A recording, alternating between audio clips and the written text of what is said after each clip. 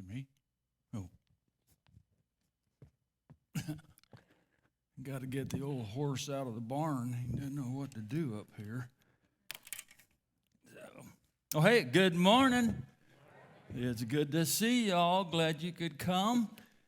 Obviously, you didn't have anything better to do in life today, so we're glad that you're here. I want to be sure and say hello to our campuses in Cambridge and Oberlin, and any of you who are online.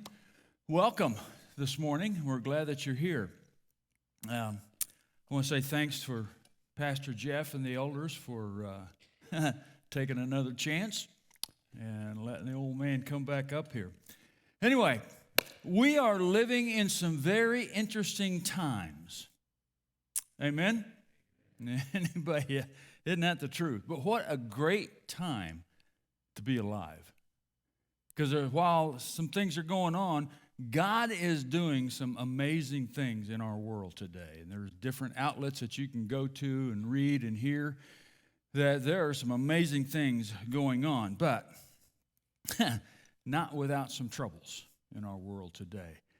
We don't have near enough time this morning to begin listing the issues and the challenges that we see that are going on nationally, internationally, and then personally with different ones of us. So lots of stuff is going on. And I don't know about you, but I kind of sit around and wonder, so when is normal coming back? Yeah, that's the $64,000 question. Yeah, what's the future looking like? What's it going to hold for all of us in the days to come? Yeah, and for many of us in church here today and over the weeks and months and years and whatever it might be, how many of you have ever asked the question, where is God in all of this?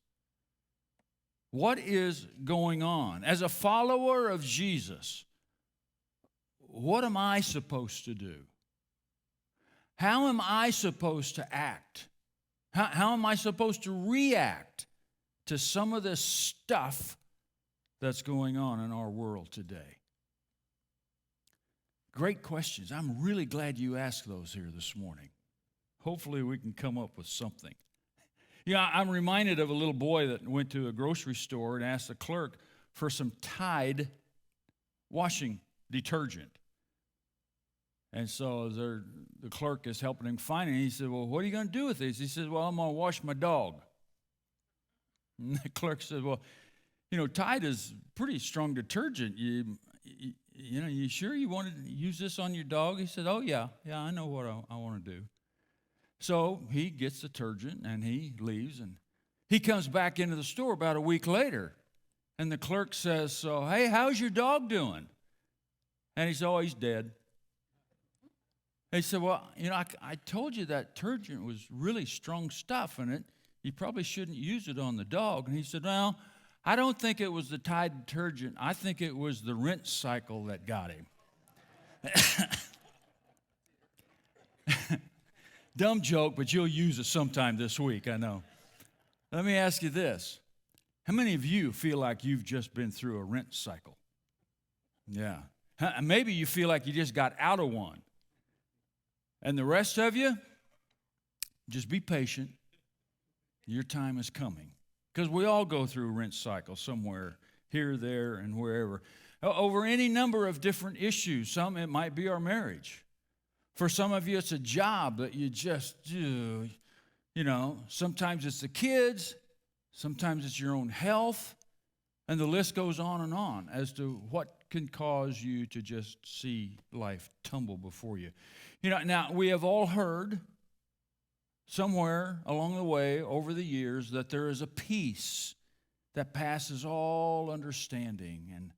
And there, we should have this peace deep down in our soul. And yeah, we've heard those kinds of verses. But my feet smell just as bad as yours. So the reality is, when you're going through the midst of a storm, when it is raging all around you and you're in the middle of it, how do you handle the turmoil, the heartaches, the frustrations, the disappointments that come with life, with living in this world. You know, if you're here today and you can relate with some of the stuff that I've just said, and you'd like to get a better grip on this peace that is offered to us through Jesus Christ, I'm really glad you're here. Because I think David has something to tell us today from Psalms 37. If you want to turn there, we're going to be spending our time in this incredible piece of work that he put together for us. And I want to help us try to begin to understand that how we can live better, wisely, in a crooked and crazy generation that we're living in right now. So Psalms 37, if you want to follow along, we're going to look at the first 11 verses here. Do not fret because of evildoers. Do not be envious toward wrongdoers, for they will wither quickly like the grass and fade like the green herb. Trust in the Lord and do good. Dwell in the land and cultivate faithfulness. Delight yourself in the Lord, and he will give you the desires of your heart. Commit your way to the Lord. Trust also in him, and he will do it. And he will bring forth your righteousness as the light, and your judgment as the noonday. Rest in the Lord and wait patiently for him. Do not fret because of him who prospers in his way, because of the man who carries out wicked schemes. Cease from anger and forsake wrath. Do not fret. It leads only to evil doing, for evildoers will be cut off. But those who wait for the Lord will inherit the land. Yet a little while, and the wicked man will be no more. And you will look carefully for his place, and he will not be there. But the humble will inherit the land, and will delight themselves in abundant prosperity. Now, I don't know whether to ask you to raise your hands or not. I've gone back and forth with this thought. Do you struggle with contentment? And I'd be surprised if there's anybody that says, no, I've got it all wired. It's fine. I think we all do at some point in time. It's a challenge. Because we live in a world full of competition. We live in a world with all kinds of opportunities and challenges. We also live in a world with the people all around us that cheat, that go about it sneaky. They go behind your back. They talk behind your back. They make life miserable for some of us. That's kind of the world we live in. And that's the kind of world that David is talking about. And I want you to notice, what's the first thing he tells us not to do? Don't look at me. Look at Psalms 37. What's the first thing he says? Do not fret. You ever get disillusioned with those people around you that are kind of what we would kindly say sorry? They're kind of no good. They're kind of low lives. They sneak around. We live in a world full of people like that in our world. Psalm 73, if you turn over a few pages, says, "For I was envious of the arrogant as I saw the prosperity of the wicked, for there are no pains in their death." In other words, it does appear at times that there are people that just live on easy street. They got everything. They got the money, they got the houses, they got the cars, they go anywhere, they do everything, and everything is just peachy keen. It sure looks like it sometimes. And sooner or later, again, I'm just like you. Sooner or later, we will think, either consciously or subconsciously, things like, man, I wish we had what someone else has. I wish I could be what someone else has become. I wish I could do what someone else does. Any of you ever had those kinds of thoughts? You bunch of liars. I tell you, man, God is going to get you. We all think that sooner or later, don't we? You know, And if we're not careful, some of our wishes are going to mess us up because it takes us down the wrong trail. It takes us to a trail of discontentment. And that is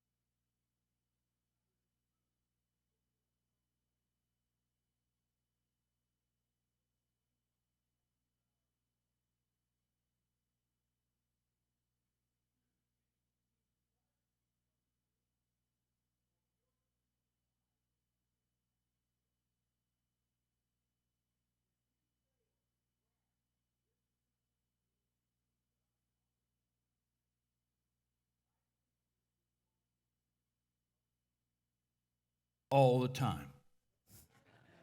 All the time. That's right.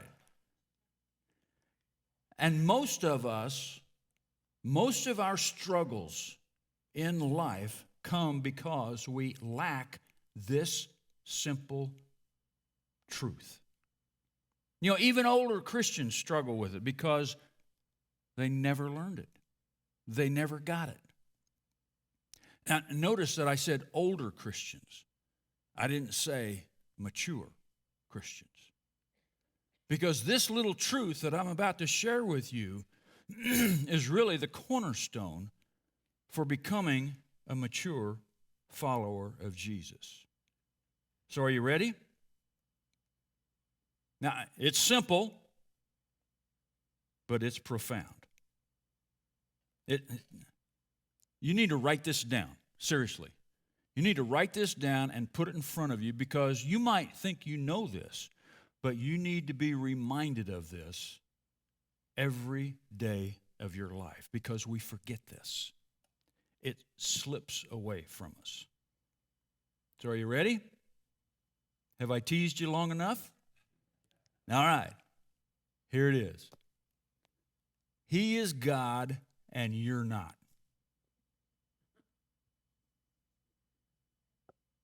Pretty simple, isn't it? Got it? No. Do you have it here? Not just here, but do you have that deep in your soul? Because if you don't understand this simple truth, life does not go well. But we need to understand that this is His world. We are living out His plan. We get to be a part of His plan. He is large and in charge, not you. And yet so much of our life, we live thinking we're in control. We need to make this decision. We need to do that. And we never, ever consult with the Master. He is God, and you're not. Acts 17:28 says, "For in Him we live, and move, and we have our being." I love that passage. You know what that says? That says, without Him, we're nothing. We're like a zero with the rim kicked off. That's nothing. And without Him, that's who we are. That's why we must learn to trust Him. Now you can, but it's a choice. It's a choice that you and I get to make every day. And when you do, oh gosh, when you do, life looks so, so different. There is that peace that He promises. There is that contentment that the world does not want you to have when you trust the Lord and do good. So, don't fret. Trust in the Lord and do good. Secondly, you delight yourself and also in the Lord, and He will give you the desires of your heart. Now, we know as believers, we're supposed to believe verses like this.